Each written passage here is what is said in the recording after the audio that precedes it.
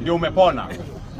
The second term nataka kutumia ni sex. When you're doing sex, a man ukirelease ndio umemaliza haja yako.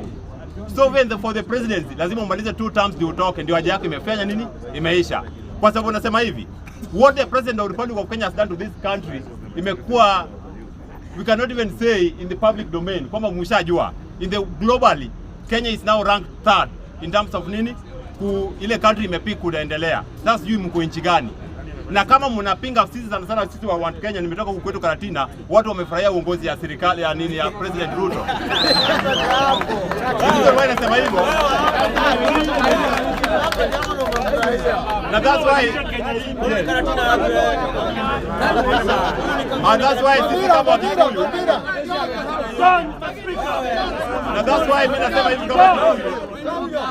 Tunaenda kuongeza president another term. Namaliza kusema hivi. Hiyo debate hii.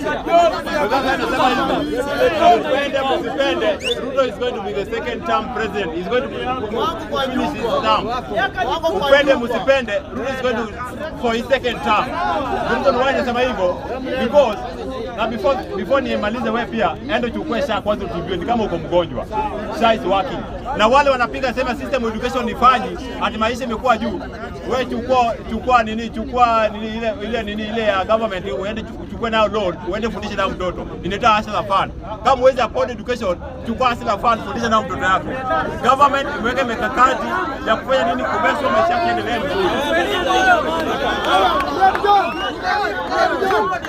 Sawa.